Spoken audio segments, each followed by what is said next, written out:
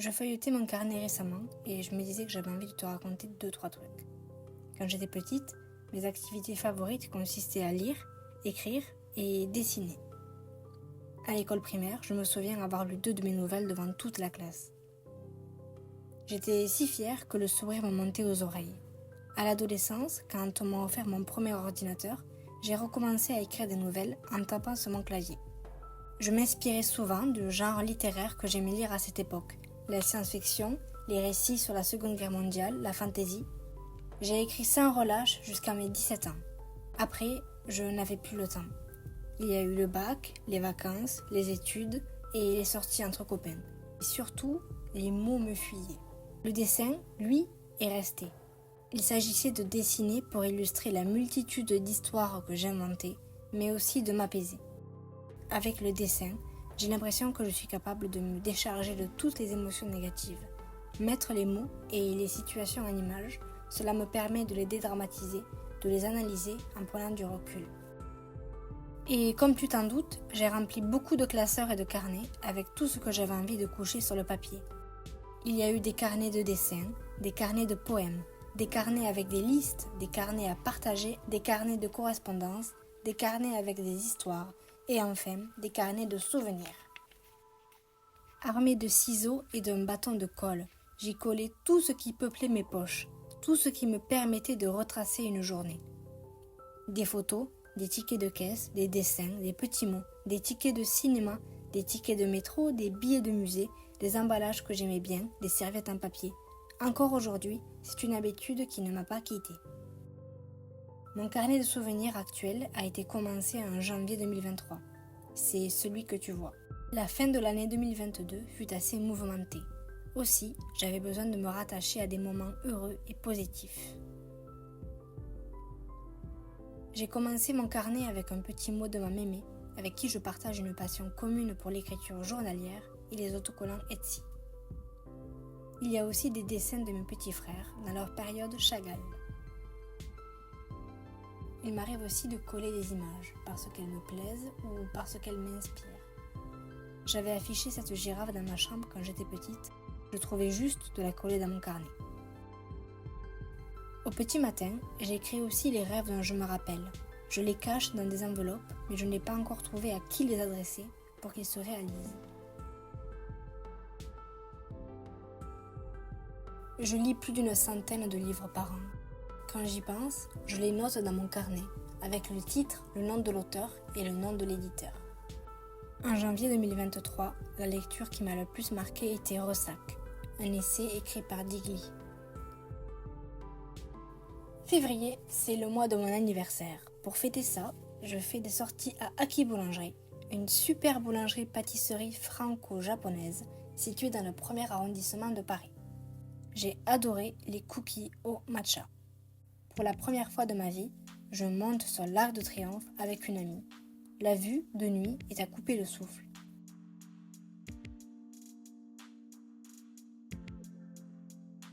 Côté livre, en ce mois de février, Le Faiseur de rêves est la duologie qui me marque le plus.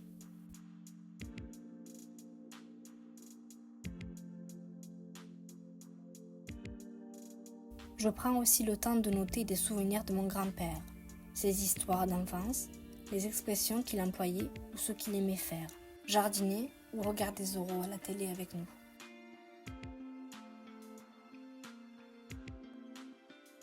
Il fait encore très froid à Paris en février 2023. Entre des repas d'anniversaire et des sorties en famille, je trouve bien sûr le temps de lire.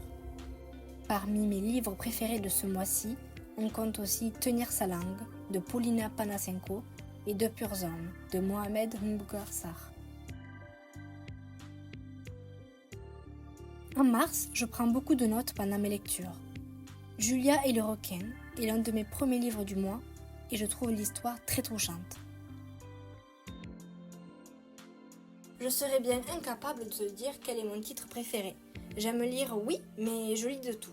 De la fiction, de la non-fiction, des récits, des romans contemporains, des thrillers, des classiques, des romans d'amour, de la poésie, de la bande dessinée, des traductions, du young adult, des SHS, etc. Cela dépend de mon humeur, de mes intérêts du moment et de la période de l'année. pourtant, je peux te dire au titre près quels sont les ouvrages qui ont marqué mon enfance, mon adolescence, quels sont ceux qui ont aidé à former l'adulte que je suis aujourd'hui. Dans le désordre, il y a eu La gloire de mon père de Marcel Pagnol, Wonder de R.J. Palacio, les ouvrages de la comtesse de Ségur, Martin Eden de Jack London, Antigone de Jean Anouilh, L'assassin royal de Robin Hood et Maintenant qu'il fait tout le temps nuit sur toi de Malzieu. Au mois de mars, j'ai pu prendre rendez-vous pour mon 4e tatouage, un scarabée que j'affectionne tout particulièrement. J'ai aussi passé du temps avec les copines, autour d'un verre, d'un cinéma, d'un bol de ramen ou lors d'un visio.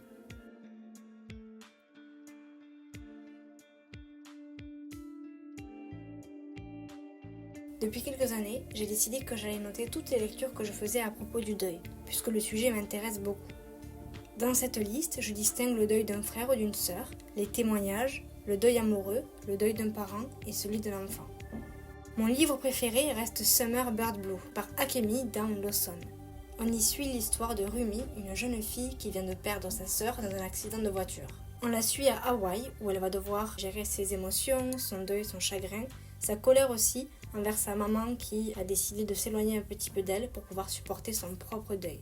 C'est un ouvrage qui est destiné à un lectorat de jeunes adultes, pas forcément inspiré de faits réels, ça ne vient pas d'un témoignage, mais je l'ai beaucoup aimé, c'est celui auquel je me suis le plus identifiée, même si le personnage principal était assez compliqué parfois.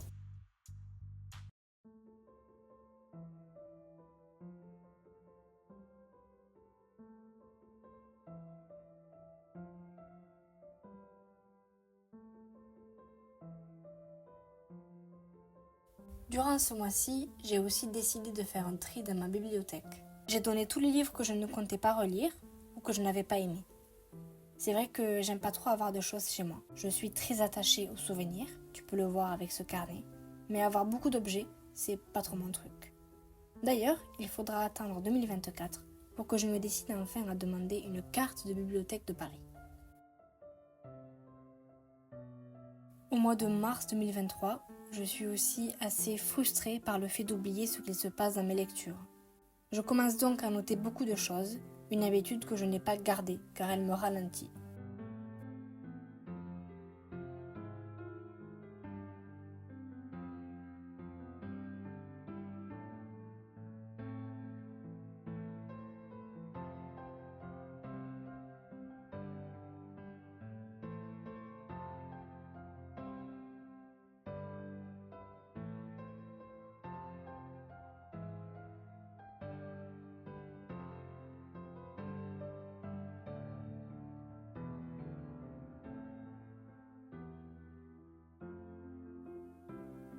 Au mois d'avril, je note plein de petits moments qui me font plaisir. Tout d'abord, je partage une tortilla et des olives avec Rolia et c'est aussi l'occasion pour moi d'acheter son livre de poèmes qu'elle a écrit en espagnol.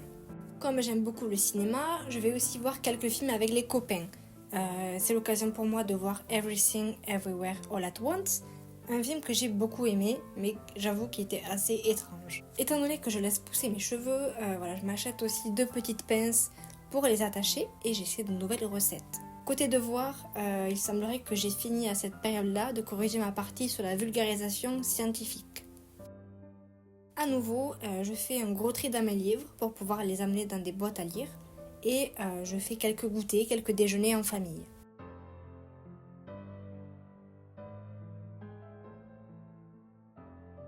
C'est assez à la mode, je crois, de remplir des carnets en utilisant de jolis dessins, de beaux autocollants, des photographies, en faisant même de la calligraphie. Et j'avoue que je trouve ça super joli. Mais je crois que ce qui me plaît à moi, c'est de pouvoir y coller absolument tout et n'importe quoi sans réfléchir. Tant pis si ce n'est pas joli. Au mois de mai et juin, je n'ai rien de particulier à écrire ou à montrer. Mes poches sont vides de souvenirs à ramener et je note simplement quelques lectures et gribouille quelques silhouettes.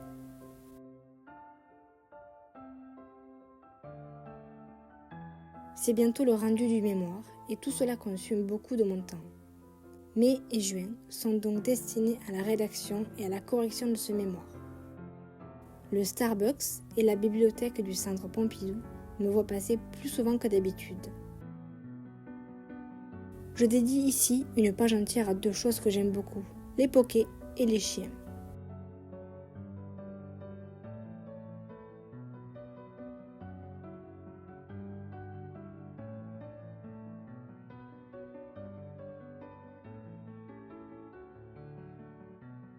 Pour mes mots, j'ai terminé et rendu mon mémoire au mois de juin. Après cela, j'ai pu profiter de mes vacances. Lors d'un séjour en Bretagne cet été, je découvre aussi le queen, une sorte de pancake breton que j'adopte aussitôt. Au caramel, au chocolat, il me tarde mes futurs séjours en Bretagne pour pouvoir y goûter à nouveau.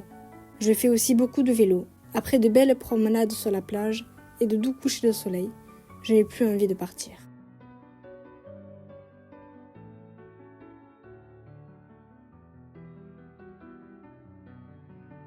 L'automne fait partie de mes saisons préférées, au même titre que le printemps. Comme c'est aussi la rentrée littéraire, je sélectionne tout un tas d'ouvrages à lire pour le mois.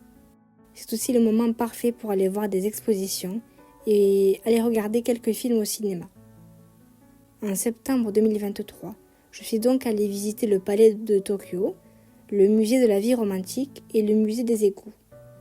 Je passe aussi beaucoup de temps en famille.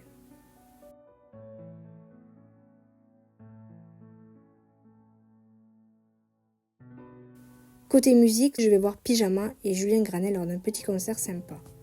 Je me souviens avoir bien aimé les petits bonhommes projetés lors de la partie de Pyjama. Ça me rappelle un peu les dessins des jeunes filles sur les albums de Pomme. Au mois de décembre, je me questionne beaucoup. J'ai envie de commencer l'année suivante de bon pied. Le 9 décembre, j'écris. J'ai envie de collectionner les cartes postales déjà écrites. Je veux pouvoir conserver et posséder un bout de l'histoire des gens. J'aime lire des souvenirs de vacances, des nouvelles données à la famille, aux amis, m'étonner de messages tendres, aimants, sérieux, écrits par des personnes âgées ou par des enfants.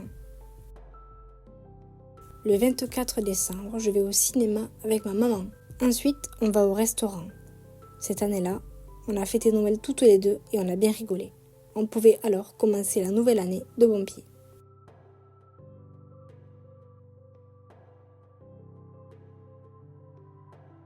Il m'arrive quelquefois de coller des photos dans mon carnet, même si je préfère dessiner ce que je fais.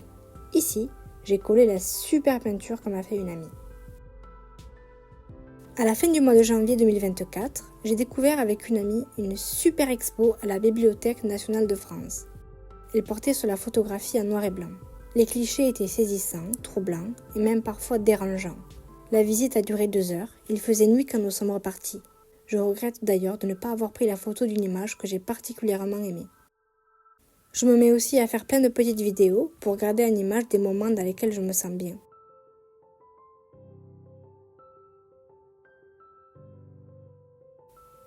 Au mois de janvier, je me mets aussi à réécouter mes podcasts préférés. Bon, la plupart d'entre eux sont des podcasts de fiction et des podcasts en anglais. J'écoute beaucoup des productions du collectif anglophone Atypical Artists, par exemple The Bright Sessions, Look Up, Whiskey Breakers ou encore The Magnus Archives. Du côté francophone, je découvre aussi ce mois-ci Altéré, un thriller audio écrit sous la forme de docu-fiction et qui a été écrit par Charlie Mega. Cool, placement de produit là.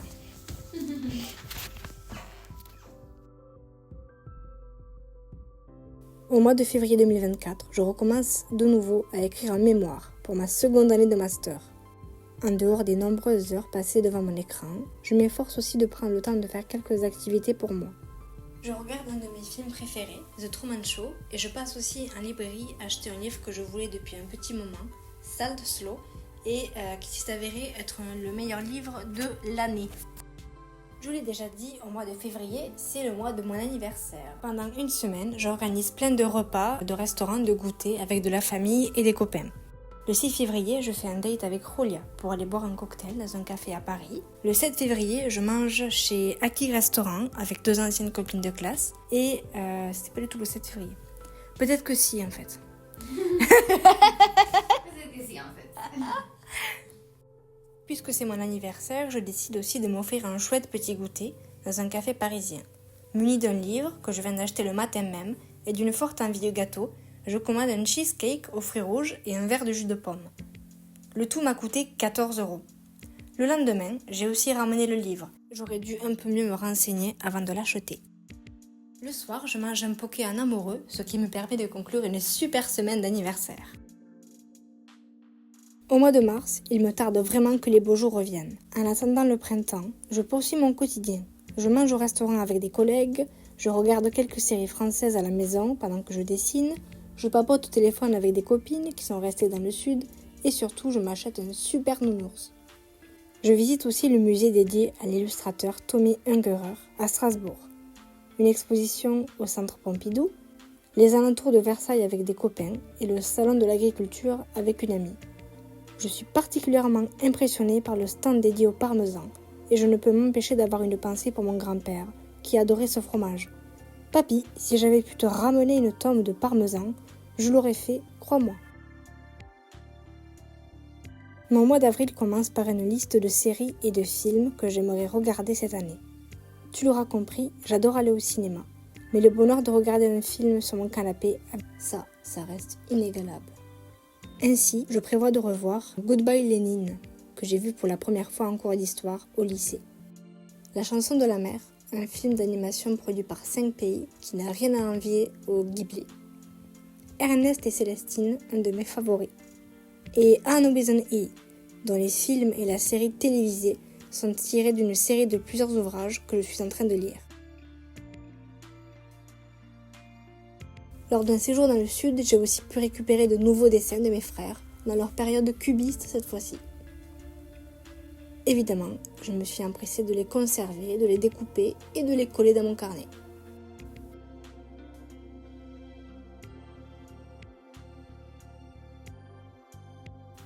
À la fin du mois, je décide de partir en week-end avec ma maman et nous nous rejoignons à Bordeaux. Après un bon petit déjeuner au restaurant, nous faisons du lèche-vitrine sous la pluie. Du matin jusqu'au soir, nous parcourons la ville en large et en travers. Le marché est très vivant et je regrette d'ailleurs beaucoup de ne pas avoir goûté aux empanadas qui étaient proposées. On se balade aussi le long de la Garonne et on trouve même une adorable boutique de savon qui vend des petits savons en forme de cannelé.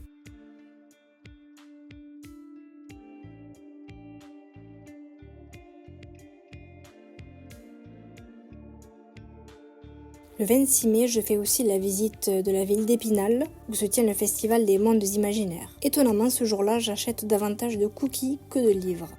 Dans mon carnet, il semble que le mois de juin soit dédié aux illustrations. J'y trouve le dessin d'un vitrail, fait par Maggie Stiefvater, le dessin d'une amie, le contour de la main de mes frères quand ils étaient petits, une photo de ma sœur et quelques gribouillis.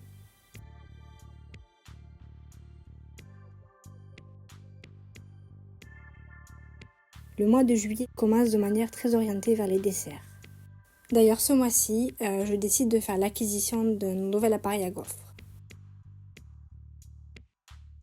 Parmi mes lectures favorites de ce mois-ci, Carrie Soto is Back, un roman contemporain écrit par Taylor Jenkins Reid et qui a pour sujet le tennis et la compétition sportive de haut niveau.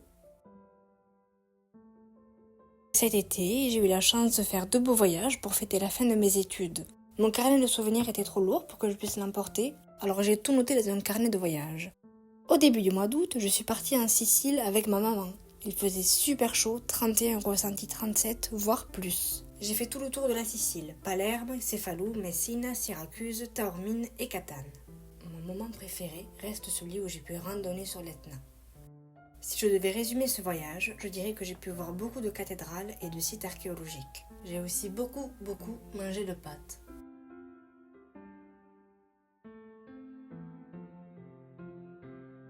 J'ai aussi pu passer de super moments dans le sud de la France chez une amie. Cela faisait des mois que je n'avais pas vu Rossé et j'étais très heureuse de la retrouver. On a mangé dans une guinguette au soleil et je me suis régalée avec du jambon de pays et du melon juteux.